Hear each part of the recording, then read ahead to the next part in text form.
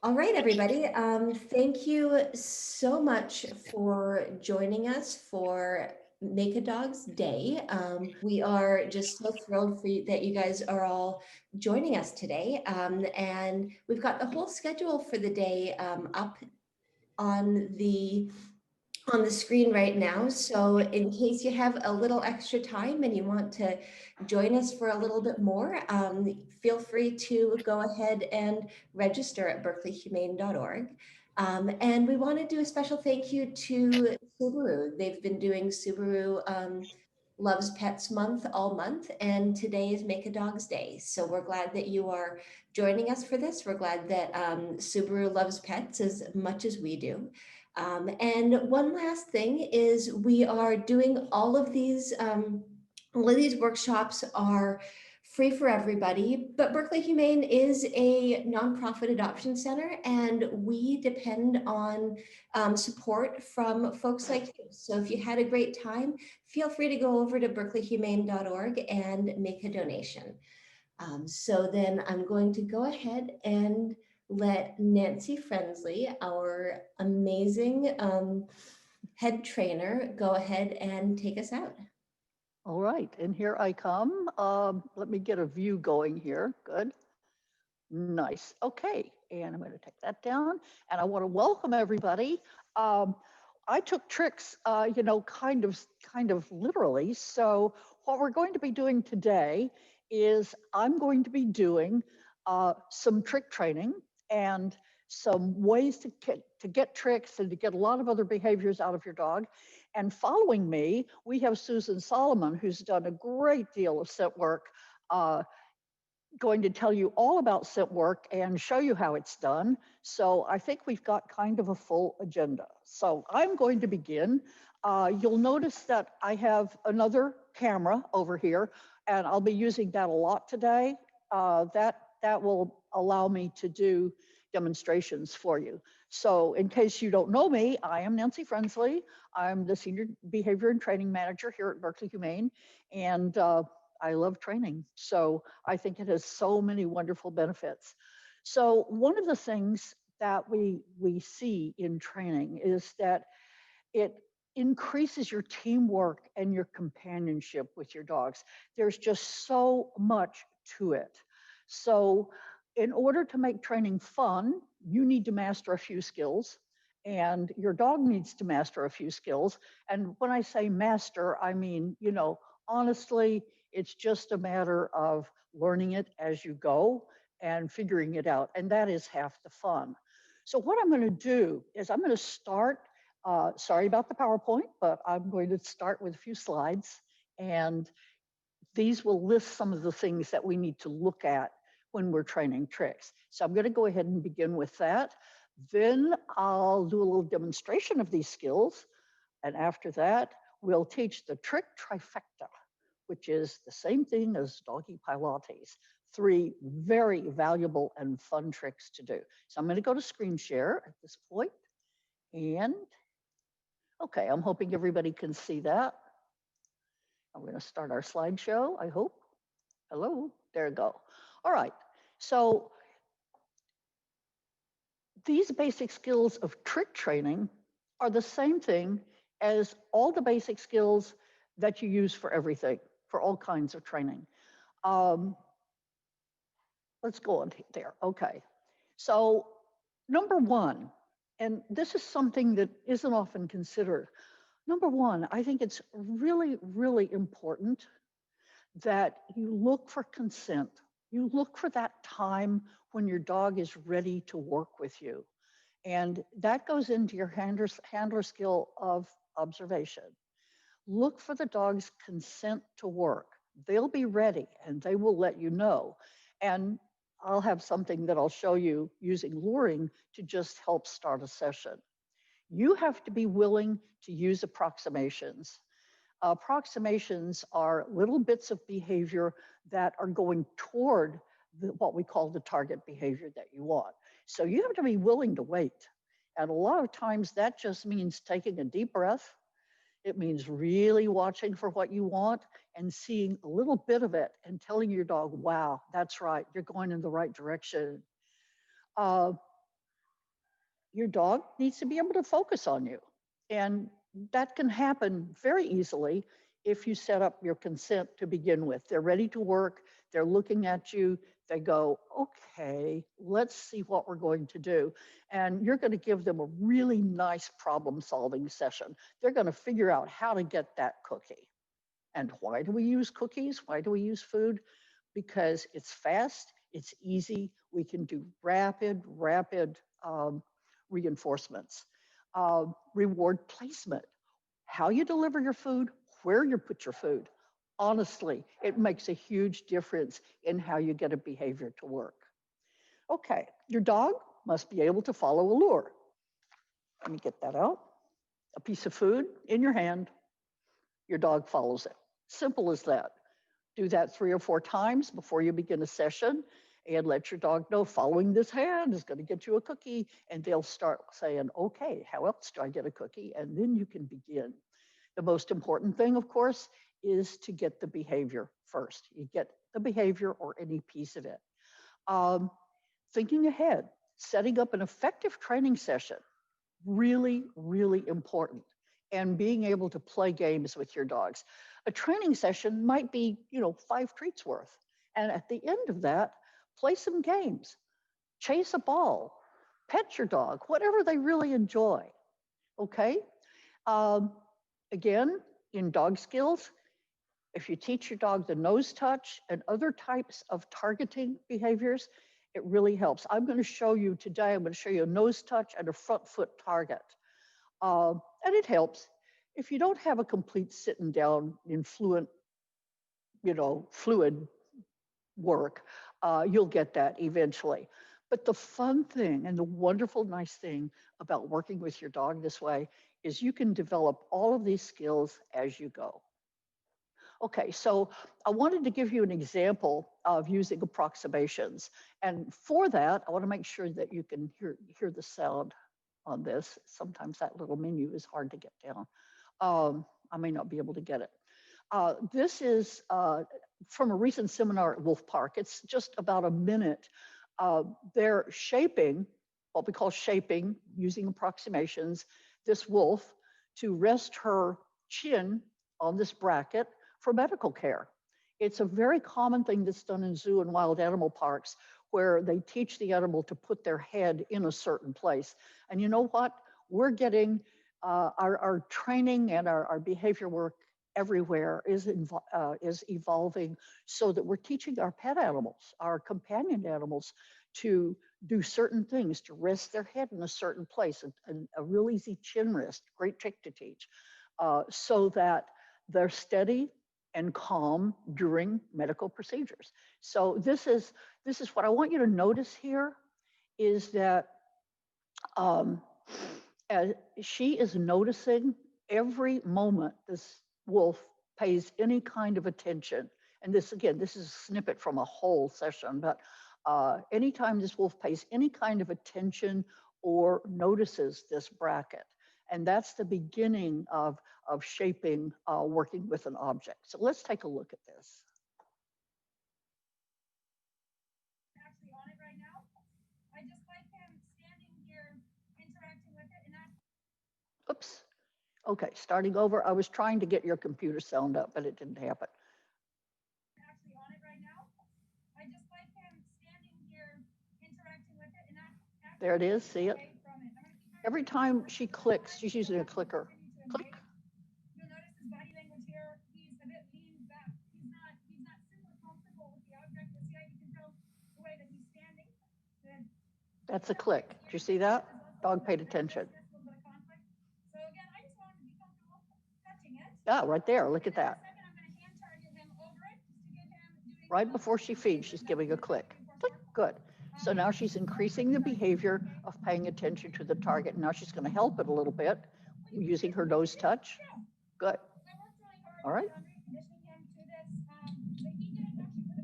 She's letting the wolf take time. And believe me, working with wild animals, you have to have their consent or it just doesn't happen. There it is. Good. See how it's getting better? The developing an understanding of what you want.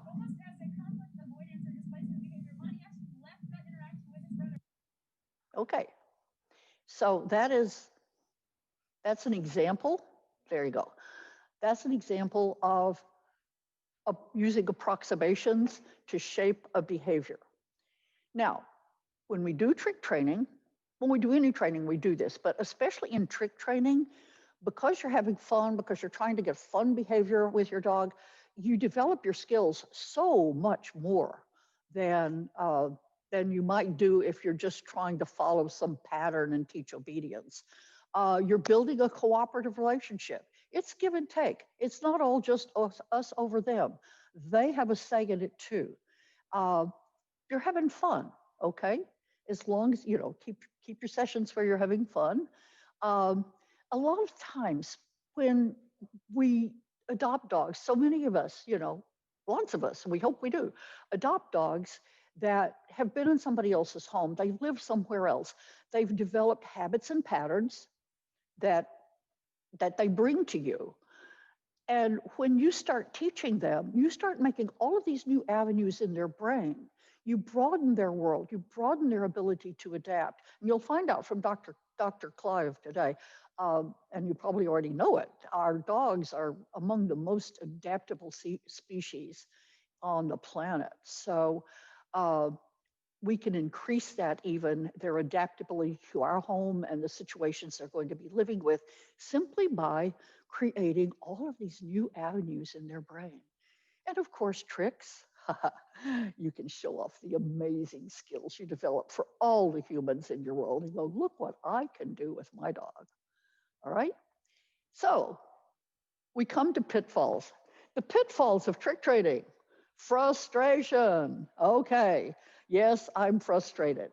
Um, the behavior's not happening. The dog is doing something else. My timing is off. I ran out of treats. You know, okay.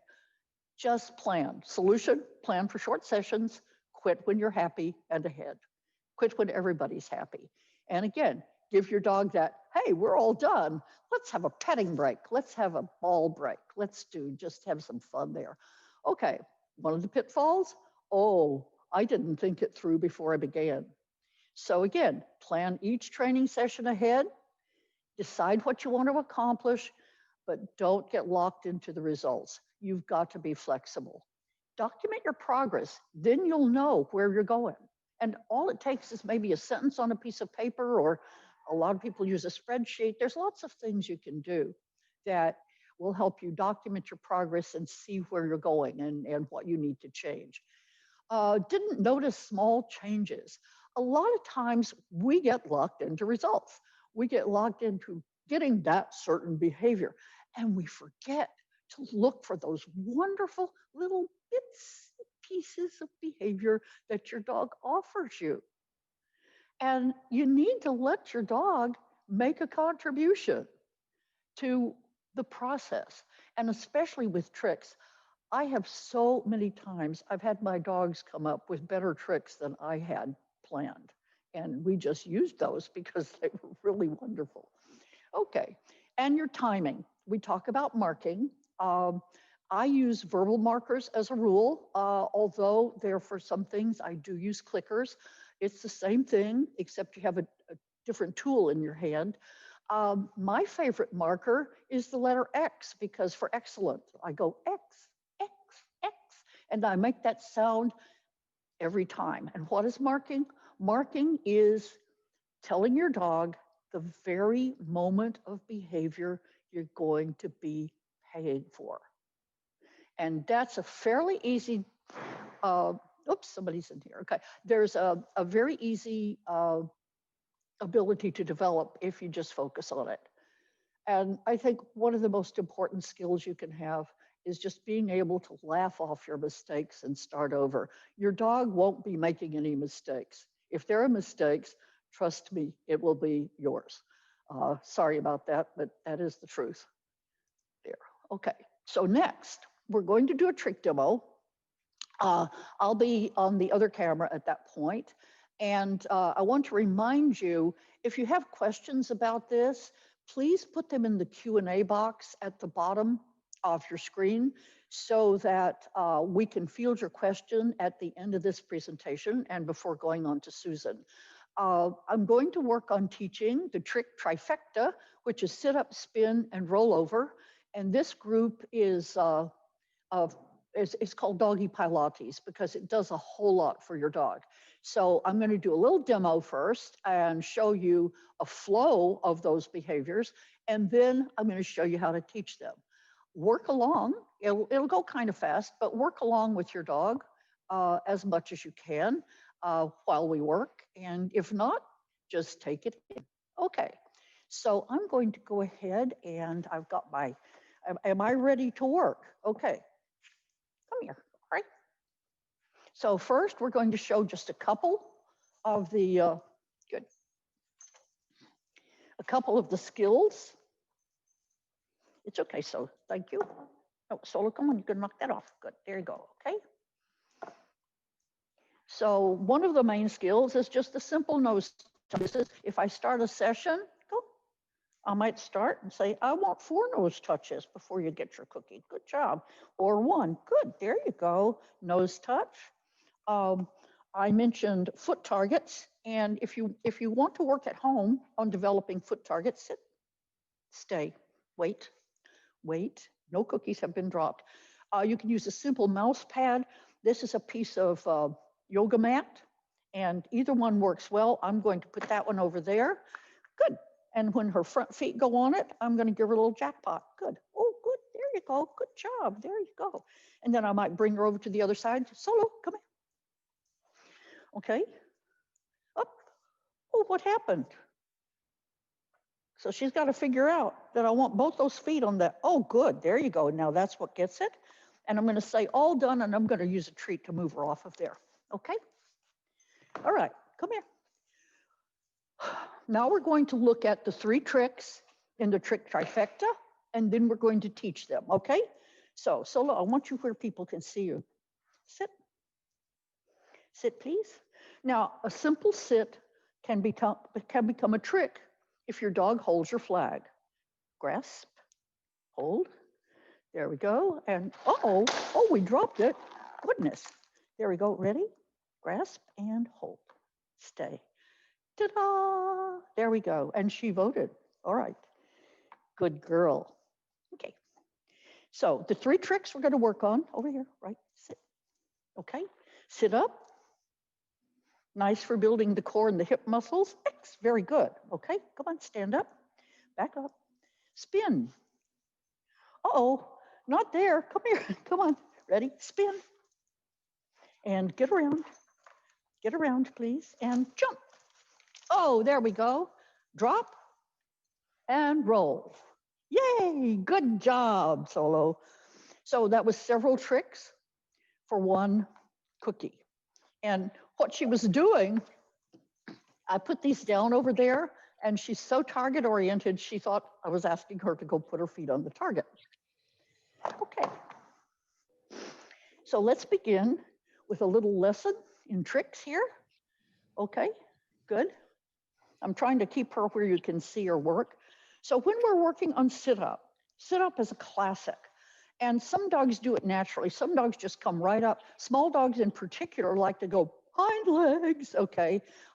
We can go to hind legs with a fun thing that I call hi-yo silver. A pup, hi-yo silver, away. Oh, yeah, there you go, okay. Hey, Nancy. What? A few people are having some difficulty seeing you. You may want to, for folks that are having a problem, may want to switch to speaker view. I think so. Yeah. It's the other camera. So I think if they're looking at this camera here, I don't know if you can see my cursor. Yeah. That's the one where I was sitting. The other one is, Nancy, it was a thing on the back end. We've got it fixed. oh, okay, thank you. So everybody, I hope you saw the demo because I don't have time to repeat it. Okay, so we're going to work on a simple sit up. So I want a nice square sit. I want to see, you can see that, come here. I want to see that from the back. See how nice and square she is? So what I'm going to try to get is approximations. So at first, it takes your dog a while to develop the strength and the balance to do this. So you start with just, oh, good, raising the head. X, good, okay, and further up, good, there you go. And at some point, they're able to really balance like this, and then you can get that longer and longer. So then you get it more at a distance, sit up,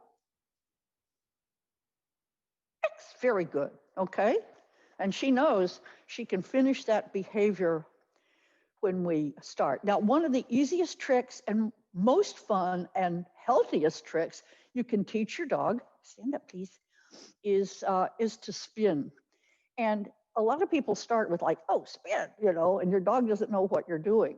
So again, we're going to work with approximations, and we're going to try to just get the head good to the shoulder when feed. I'm luring with food to demonstrate luring with food. I can do that with my hand target as well. Whoops, there she went all the way. So spin, good. And then going the other way, spin. Look what a nice stretch that is. She's using her back end, she's using her middle, her spine is getting stretched, and she's having a good time. So we want to get just to the shoulder first, reward that a bunch of times. And again, this may take 5 or 6 sessions, but you want to get a nice round donut. Then I'm going to bring the head to the hip. Good, and that really gets the turn going. And some dogs will sit, so you may have to kind of keep them moving a little bit to get that spin going. And every dog will offer you a style spin. Good, some dogs will jump through it. Okay, and that's an easy one. A little more difficult trick is to, there, I'm just watching time here, is to get what the rollover. Very easy to do. You can also create a take a nap kind of behavior if you want to, lie down, okay? First of all, your dog needs to be lying down, and the first thing you're gonna do is try to get the hips rolled over. You're gonna reward that. Come on, ready? Down, hips rolled over, good, there you go. And once my dog is really steadily rolling over her hips, then I'm going to try to get, and I'm going to show you this from the front end. Good, down, okay. Okay, is see how her elbow rolled over. Come on, back up, ready, down. And there's the elbow. And now I'm going to bring her head over, and good, there you go. It takes some dogs a while to figure out how to flip their body over like that. I can show you, if I wanted her to go the other way, I would have to reteach it because she flips in that direction. And so you make it smooth, kind of a fun, you could make any script around it that you wanted, is drop, roll, yay, good girl, okay? And ultimately, tricks are a performance.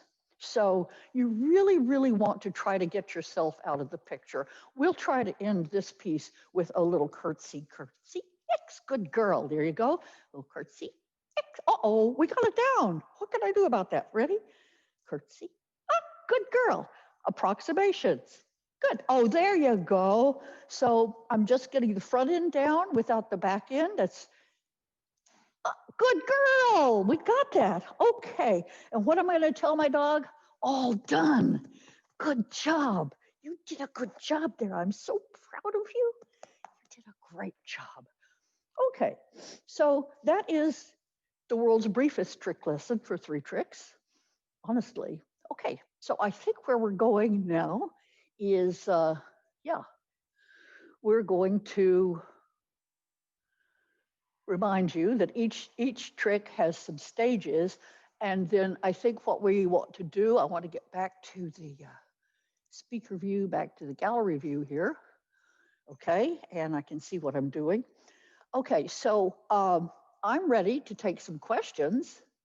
Whoops, if Susan has some questions for me. Did anything come up, Susan? No, there are no questions that I'm seeing now. Okay.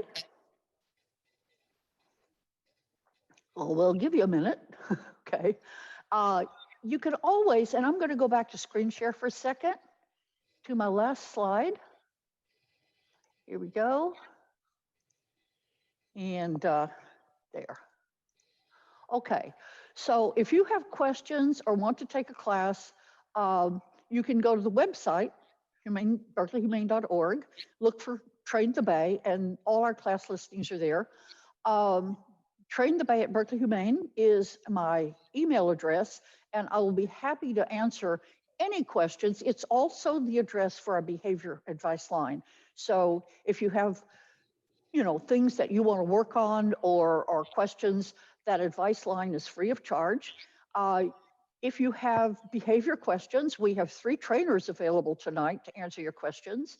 And so we will be available for you at 6 p.m. We hope you'll join us there. And now, Wait, Nancy, we actually do have a few questions that just came up. oh, okay, let's do them. They're in the Q&A. I can, the first was, I can step through them here. What are you using for treats? Oh, well, I'm using a commercial treat right now. It's nothing real special. It's just one of those bagged treats that are combined. And I think the important thing is that I've broken it. Let me show you right quickly. Okay. All right. Yeah. For many dogs, this is not the best treat. My dogs will work for anything. My dogs will work for their kibble. So anyway, I've taken this size and I've broken it down into this size, which makes it a much more usable treat. Okay. All right. So I like to use cheese, real meat bits. There's so many nice things you can find. Salmon treats. What's really important is to find the thing that makes your dog's tail wag, that makes your dog go, oh boy, I really want to get that. Bacon, I don't care, you know, whatever they want. But experiment and find out what your dogs want. And that will tell you what treat to use. And of course, make sure they're healthy treats if you could possibly manage it. Okay, Susan, what else? Yeah, we actually have a few good questions here. Some folks did have difficulty seeing the camera view at that point when you just started the trifecta. Could you maybe show the first part of it again? Teaching the trick or the demo?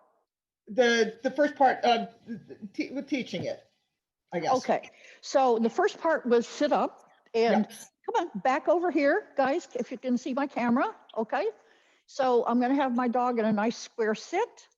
I'm going to use let me get her where you can see her. Sit.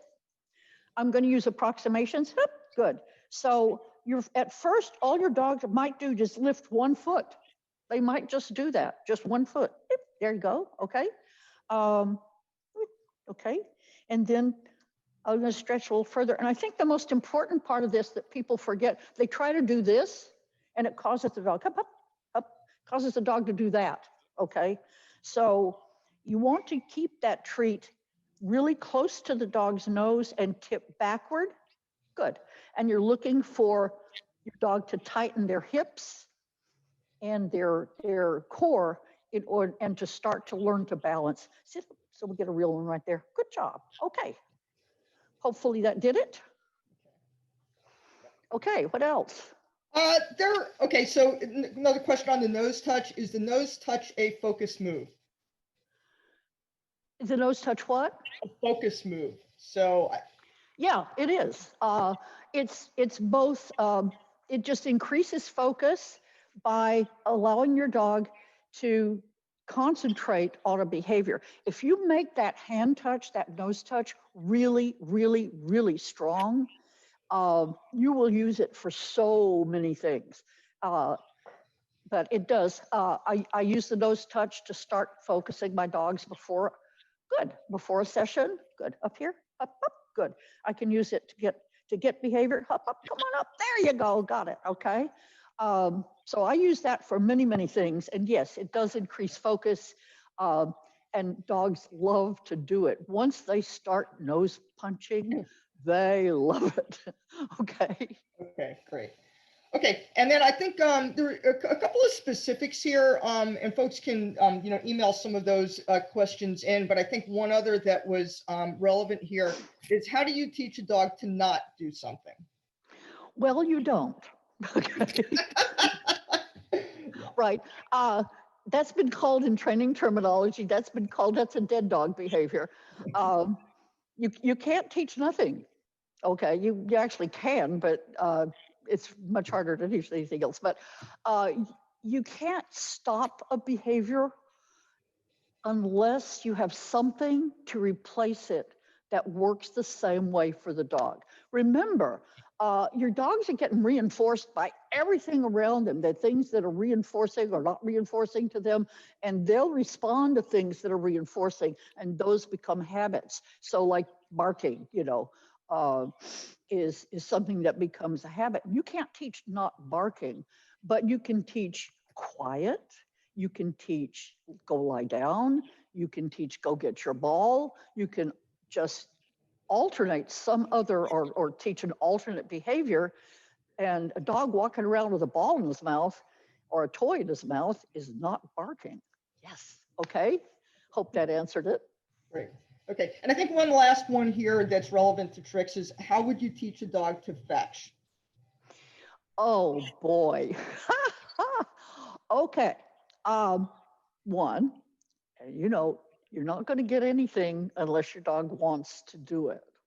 So I think, there's a fairly long process for teaching. Take something in your mouth, hold it, go find it, bring it back to me. But in general, you have to figure out, one, what is your dog interested in getting? And two, developing their interest in that object. But I have a simple way of starting to teach that go out and grab something. And that's, I take my little cookies, okay? And I bring them over here and I say, go get it. Good girl. She comes back ready, go get it. Good girl, come here. Go get it. So what if I started, good girl, thank you. So what if I started transferring that skill to a cookie? I mean, to a ball or to something. But find out what your dog is interested in first, and then play with it yourself and get your dog interested in doing. Okay, sorry about the wrong camera. I don't know exactly how that worked. Okay, so, and I saw another one where somebody was asking about sit and come, which is a little longer. But again, everybody, that's coming from the back end, I see. Okay. If you didn't see that last one, we can catch it. But I want to go back and remind everybody approximations, okay? Get a little piece of something. Chasing a treat is not that different from chasing a ball, okay? And maybe you can start putting the treats inside the ball. There's lots of treat delivery type balls that you can use. Throw those out there. Your dog not only gets, the treats, but they bring back the ball as well as they put some more in this. So again, I think half the fun is really figuring this stuff out a lot on your own and not trying to follow a pattern as much as experimenting with it. And, your dog's getting lots of cookies. What harm are you doing? Right. Okay. So is there anything I need to repeat with the second camera? I didn't know it was coming on and off. I thought it was on permanent. Okay, you there? Yep. Okay. I think we're okay.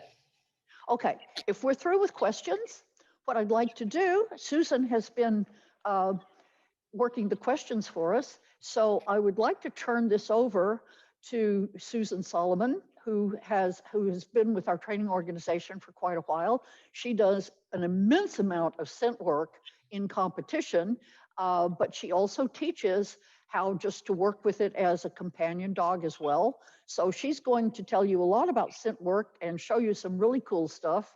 And I will turn it over to her by getting rid of my camera and make sure everybody on the back end is ready to go. All right. Are you ready to go, Susan? Yeah, I am. Thanks, Nancy. And I'm gonna All share my right. Let me screen go get this other guy here. too. Okay. Here. All right. Okay. Okay. And I will be, Oops. remind them I'll be taking questions over here. Okay, great. All right. And hopefully everybody can see my screen. Nancy, slide presentation up. Yeah. Great. Awesome. Okay. Well, thanks everybody for listening to this in advance. My name is Sue Solomon, and I've known and competed and worked with Nancy for quite a while. I have a couple of dogs, a big one and a little one, both rescues of unknown heritage, aka mixed breeds. I compete and train with them in a number of things, but my absolute favorite is scent training. And I'm going to talk with you about that today in terms of what it is. I'm going to frame it in the context of competition, because it's really a lot of fun. It's and I think it's absolutely for me the greatest thing that you can do with your dog, or one of the greatest, because it's a true partnership. And in a lot of things that the dog takes enjoyment from many different things. You could do rally tricks, but in that case, a lot of times you're telling the dog what to do. And in scent training, it's a partnership, and the dog is really communicating with you. So I'm going to frame it in that context. And it's also really interesting, I think, to watch and to kind of learn a little bit more about what that is. I'm going to jump pretty quickly into some trial example videos. And you can hear my dog is shaking in the background, his collar right now. And then I'm going to talk a little bit about, the dog physiology, and I'm framing it for the dog, but really, I mean, scent detection, it really can apply to, pretty much any species, right? And then I will talk about the training process in terms of skills, equipment. I'll have some example videos of difficult situations that we trained for, and also that we didn't and got lucky. And then I have some really cool pictures that show the progression. And I'm going to show some snippets from some of my own class training so that you can see a progression and the approach to it. And then towards the end, I'll talk to you about what you can do at home with your own pet. So, okay. So I'm going to go to the next slide here. So first, what is scent work? So basically, it's using the animal's and dog's nose to detect odor and to alert the handler. And here you kind of see some real trial videos. This is my little guy Tot, and he's obviously looking and detailing a truck in a vehicle search at trial. And then here is Nico. He's just found a hide that was on a license plate. And I have that search video. I have some extra videos if we have time at the end we can look at. But he just found it. And if you can see the intensity of that look, and I have this print blown up and framed in my office. I love that. Like, he is saying, "Mom, I found it. It's right there." Okay. So that's basically what scent work is the detection and the alert. As I said, cross species capability, dogs, cats, rats, and more. The dogs do have a physiological bias. I'll talk about that a little bit. But if you think about other activities like police and canine narcotics detection, is very similar. Dog is trained on a non-food odor. In amateur competition, we use a few different scents. And it's a very similar process. But other activities, search and rescue, cadaver search, explosives, bomb detection, that's very more complicated, because sometimes that's like about the presence and absence of items, but again, related. And then termites, bed bugs, so on and so forth. And now, actually, in Finland, I think in Helsinki, they're starting to deploy dogs that have been trained to detect COVID.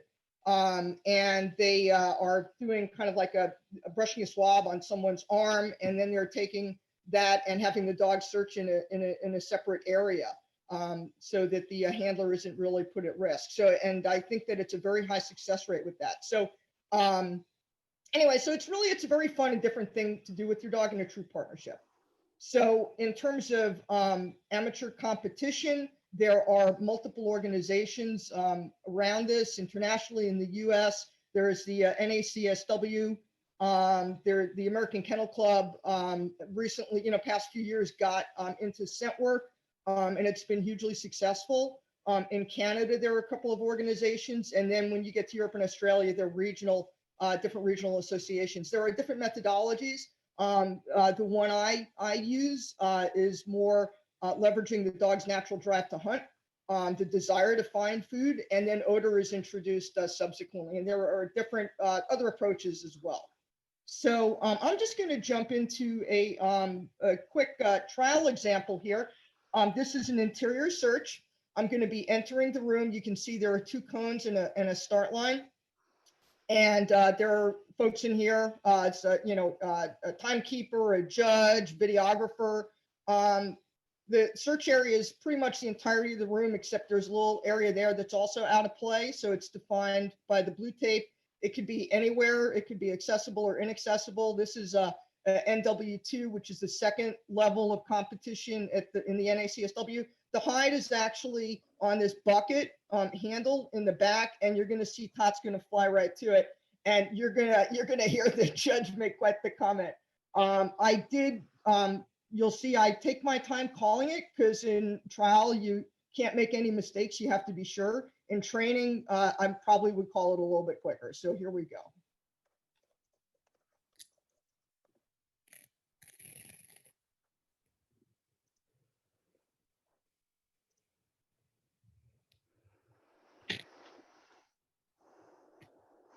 He's going right to it.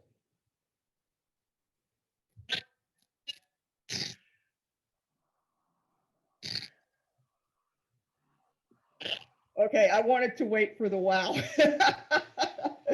Okay, so that's an example of an interior search. Now here's another one. This hide, I'm going to enter the room in the back. Okay, through that door. This is there's a stack of chairs, and the hide is inside that stack of chairs. And I'm being very patient in calling the alert. The dog needs to get to the actual source. So if they called it on one leg of the chair and that wasn't where it was, I'm going to hear the dreaded no from the judge. And so I'm very patient. So you'll see that here. And basically the dog is having to really work out a problem. And in the training process, we get them to alert at source by paying them very close to source, right? And so I don't pay the dog away from it. I pay them right at it. And the reward position is extremely important in this as in other sports. So here we go. So I'm coming in, and it's going to be right there. And that's the judge.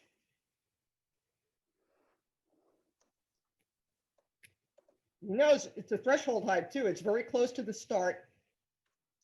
I'm letting him work out the problem. He's playing it off the wall. Some of the odor is bouncing on the wall, the cabinets.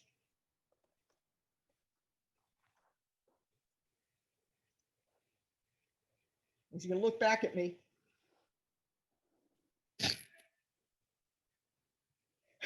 Did you all hear, oh my God? So that's another one of my favorites. Really, a lot of patience in that. And, again, in training, might call it more quickly, but I wanted to give them the chance. This is a container search. There's a ring of boxes. And as you'll see, here's a start line. I'm going to let Tot lead the search. So I might have in my head a game plan that I want to go counterclockwise, but he goes this way, and I'm going to follow him. Okay. And I'm there to support him. It's a partnership, but I'm letting him lead the dance. And also in container search, by the way, you'll see I take a few steps after he starts to alert. I just want to see his conviction to the hide, because there can be food or toy distractors placed in the boxes as well. So I need to make sure he's alerting on an odor box. Okay. And at this point at the end, I'm hooping and hollering because I just titled NW2, because this was the final search of the day. And I knew that we'd gotten all the hides all day. Here we go.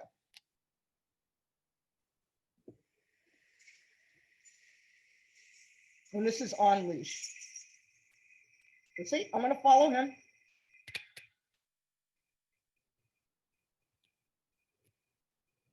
What do you think?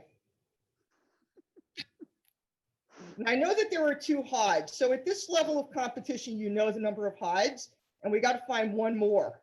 This is the last search of the day. Now I'm noticing he missed that red bucket.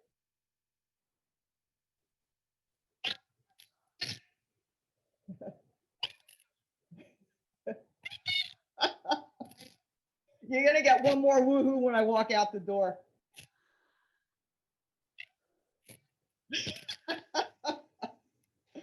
Anyway, so okay, so I'm just gonna kind of go into actually, let me see. It looks like there might be, I don't know if there are any new questions. Okay. Yeah. I'll be looking at those. Okay. Okay. All right. Okay.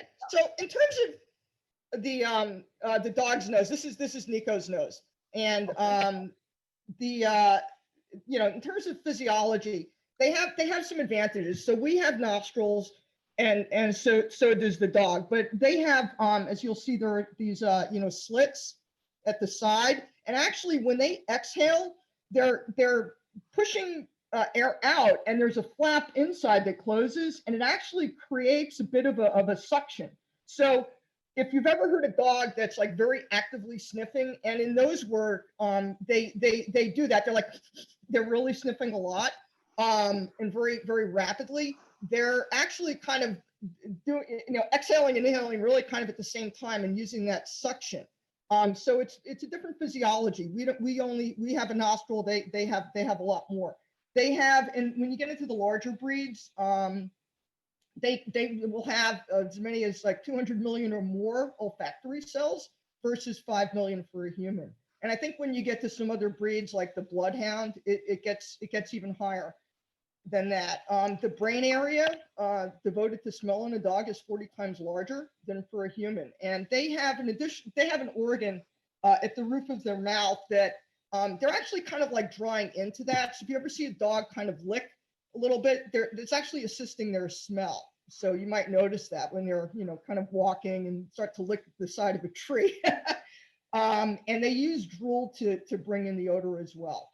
An analogy that I've heard is that, like, we may smell a cheeseburger, but the dog smells all of the components of it, the meat, the lettuce, the bun, the pickles, the ketchup.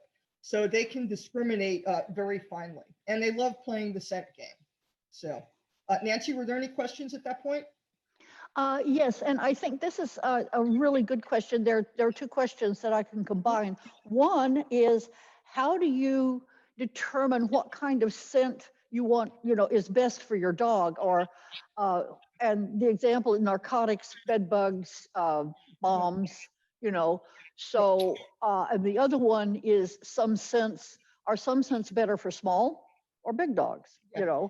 So in amateur competition, the sensor are defined for you, so you're not picking them. And I'll talk a little bit about the odors and all that later. But they have, like, the NACSW uses 3. Well, I'll actually just cover it now. It uses 3 odors: birch, anise, and clove, and they're essential oils.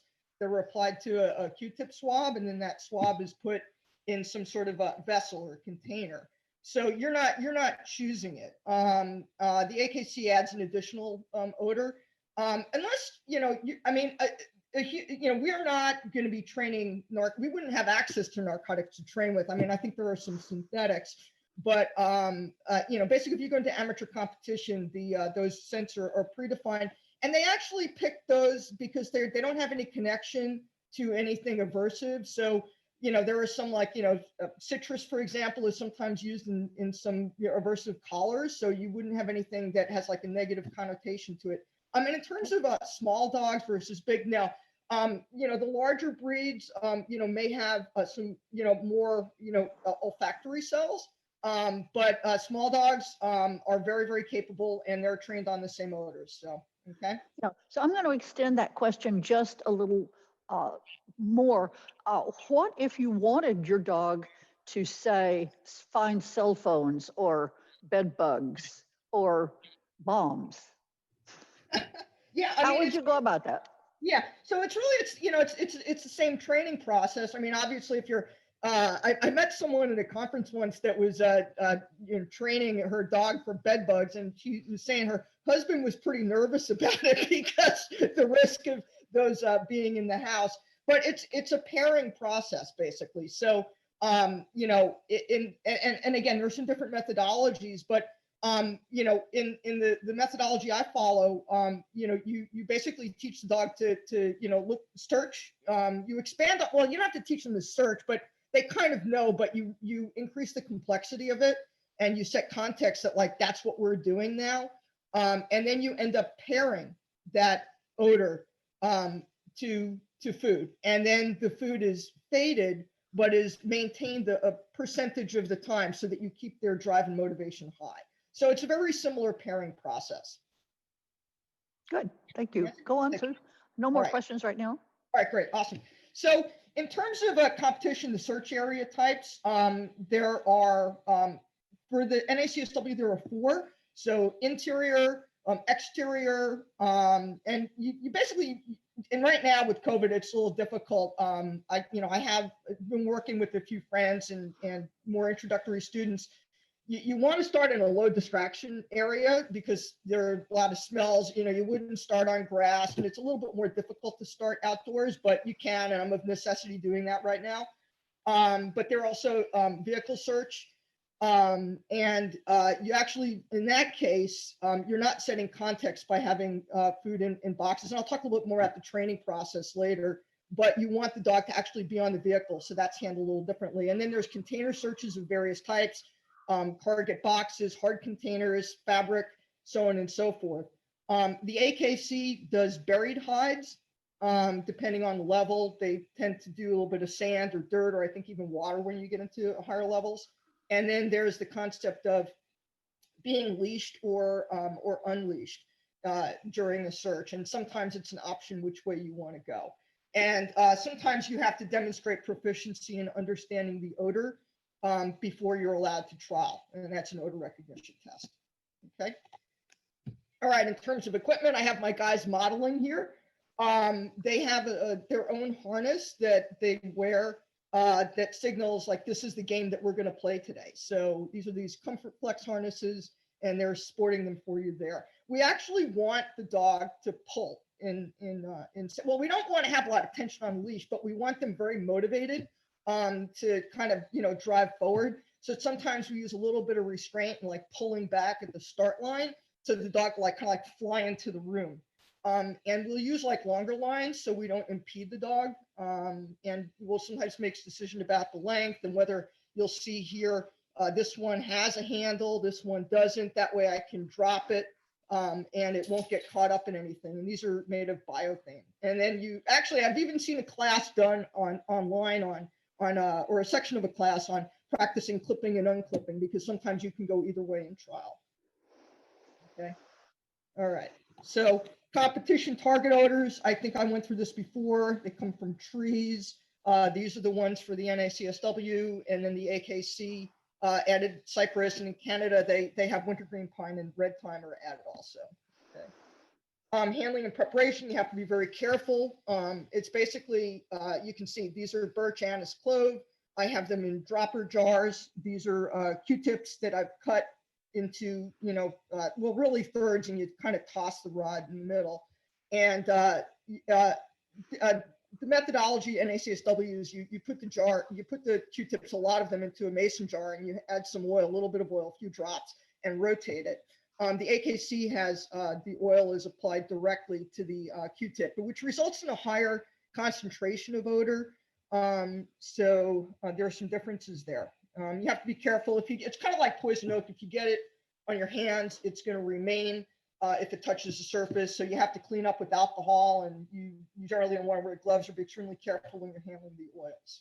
Okay. These are different vessel types. So if I put the Q-tip swab somewhere and it touches that somewhere, then it's going to remain on the desk or the chair. So what we do is we put them in little like slider tins, and then we have magnets in the tins, or we use putty to adhere it to something. And then we can do like crack hides, like if you imagine like a crack in a brick pathway, I can put the, can't really see it here, it's kind of flat, but I can insert the swab into this, and then I can stick it in a crack.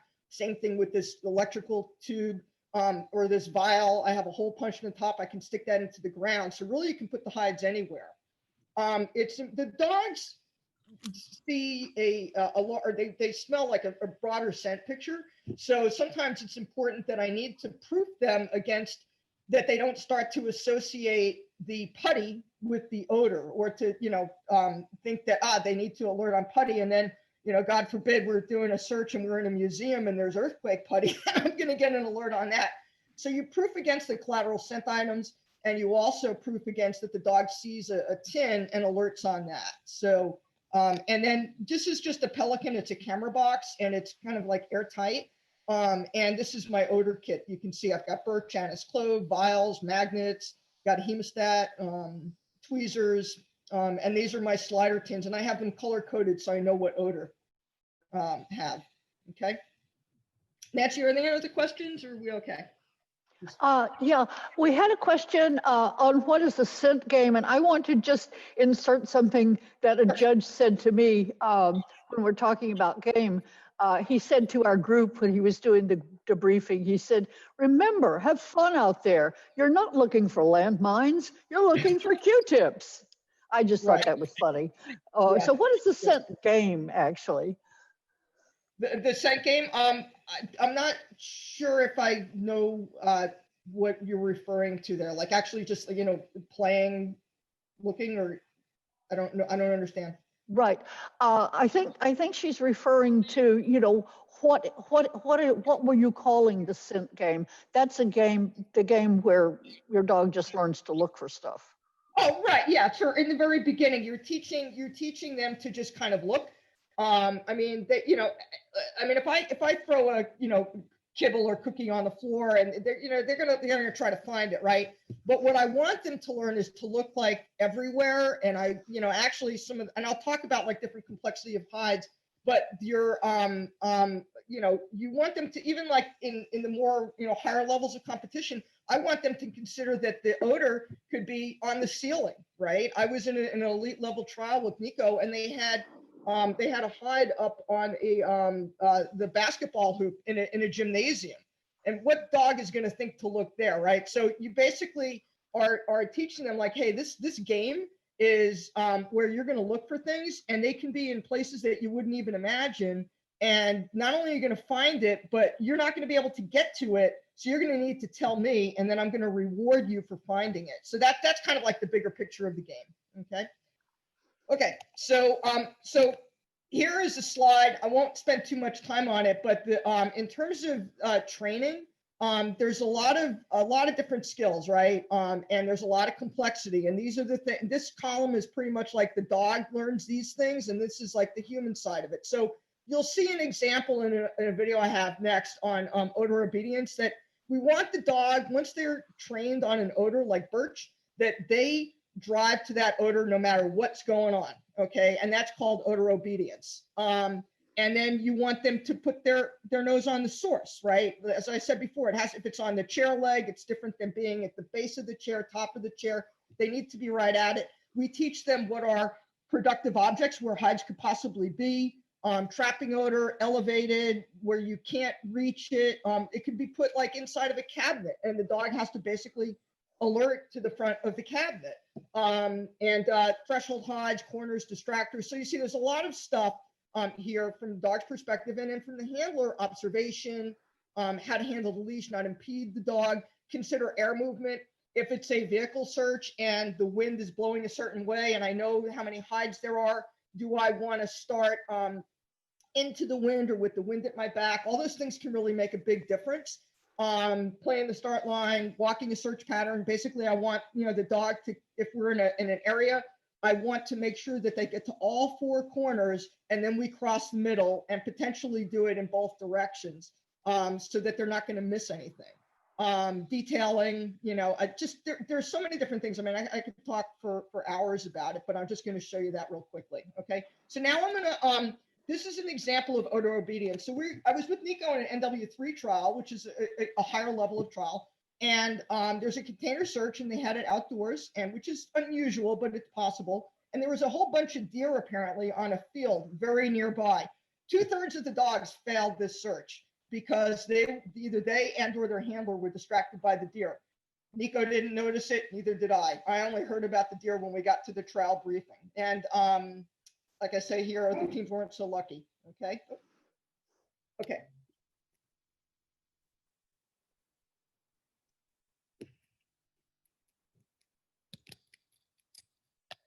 So he's alerting on the first one.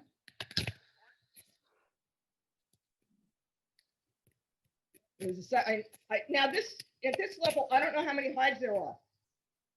It could be anywhere from 1 to 3. And so I'm going to be very safe. There also could be distractors. So you can do a second one. Now I'm taking extra steps. So I haven't called finish because I don't know how many there are. And he's going to come back to the first hide. I'm going to pay him again, but I'm going to call finish. I'm like, I'm going to cut my losses here and assume that there were only 2. Okay. Okay. So here's an interesting one. We were at NW2 search in Reno, and it was a vehicle search. And to be honest, I hadn't trained for heavy rain.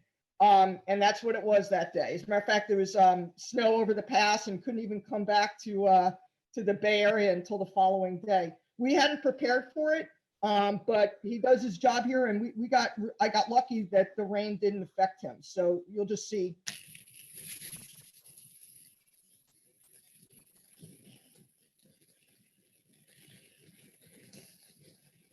That's some rain, huh? Now the first hide is going to be on the inside the head capsule.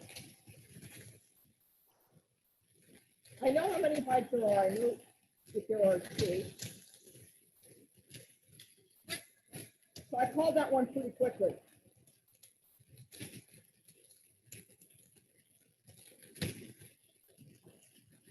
And then the second one is on the head. Okay. All right. So here's some action shots. You can see these guys. Detailing the vehicle. Here, Tots found the hide on this container on an exterior search on the handle, and then he's giving me the alert.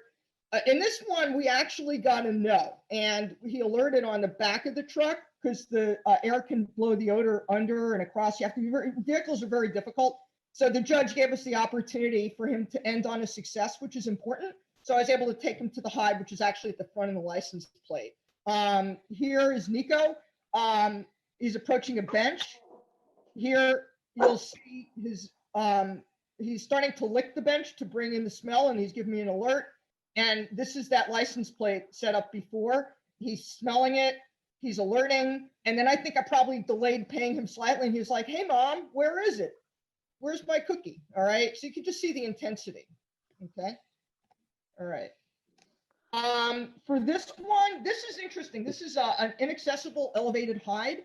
This is, and I might have to stop the share and then go to this YouTube. I probably didn't embed it the best possible way here, but this is my living room.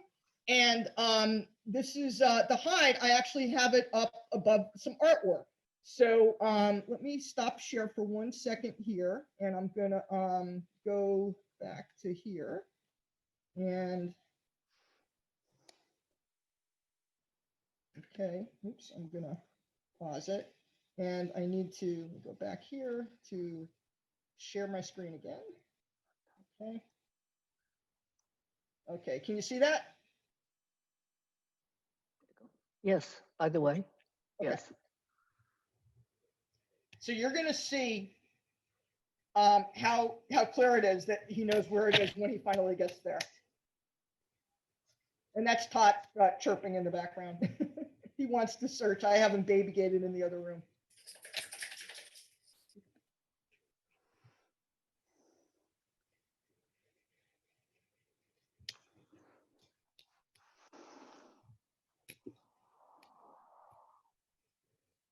So he's gonna get there in a second.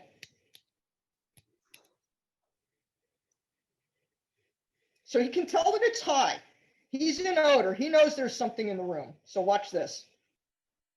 He knows it's tight. Play it off the chair.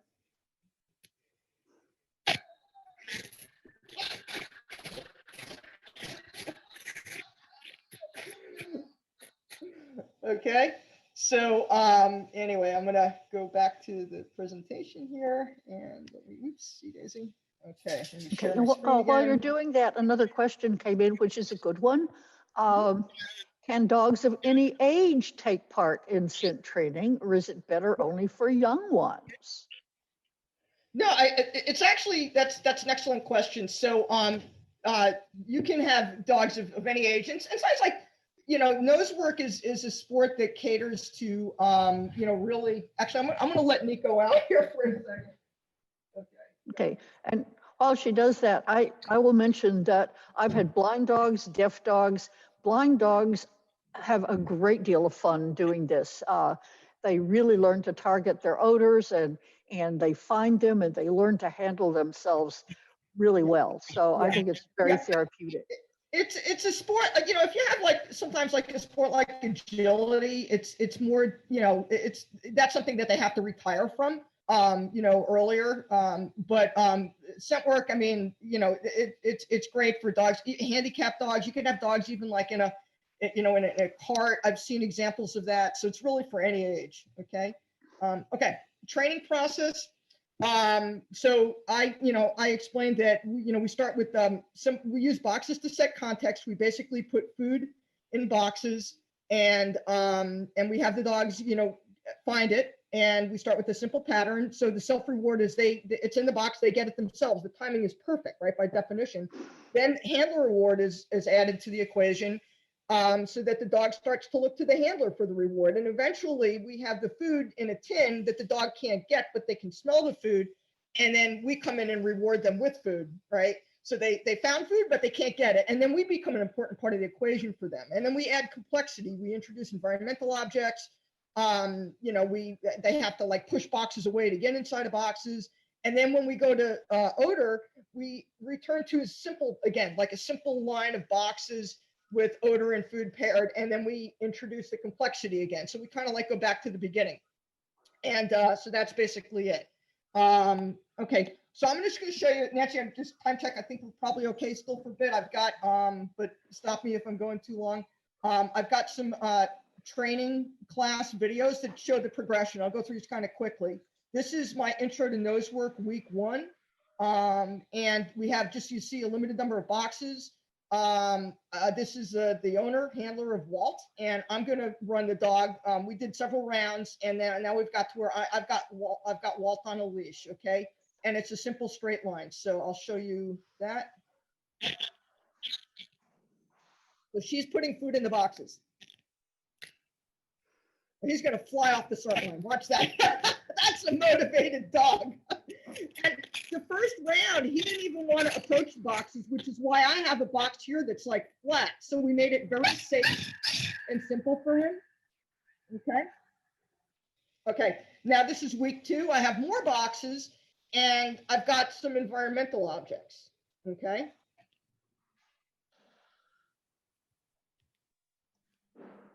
And we have him running off leash. So that's handle reward in addition to self reward.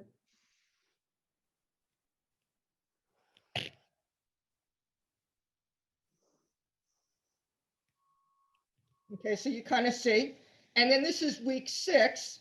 So he's doing an interior search. Now you'll see there are no boxes. So look, he's learning to check objects, right? For what could be productive. He's going all over.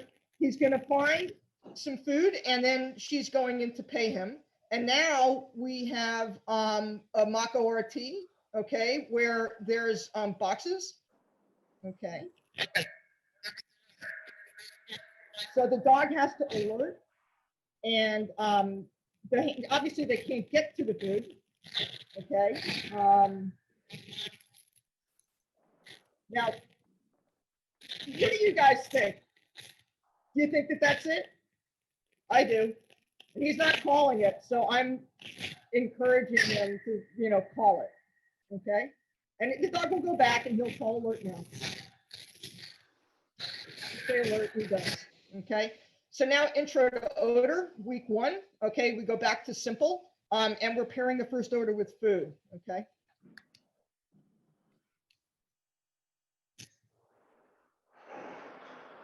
People can't wait to get to odor.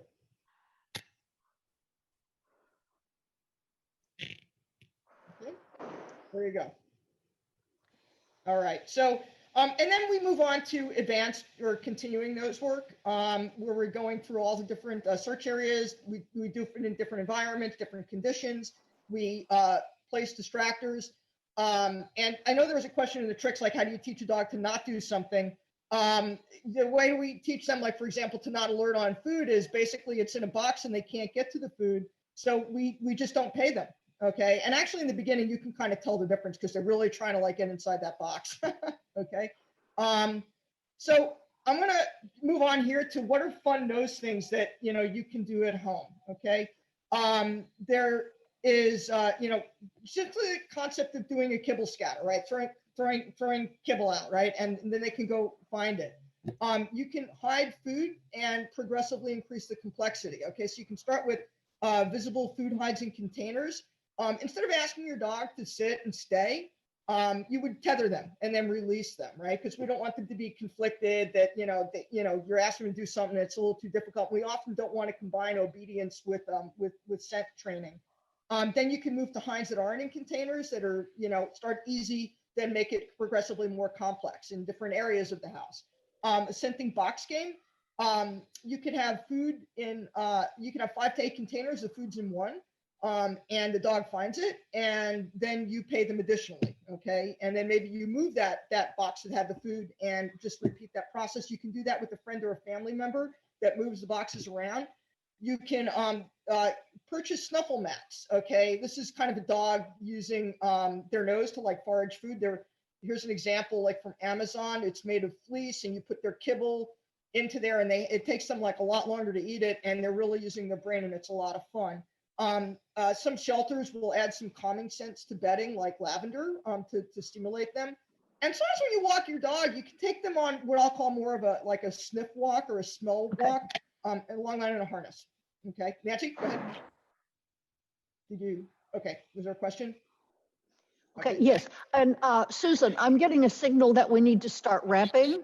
Okay, sure. Okay. And this is a really, really good kind of ending question. Yeah. Your dogs seem to love doing this work. How can you tell if you have a dog that's happy doing nose work?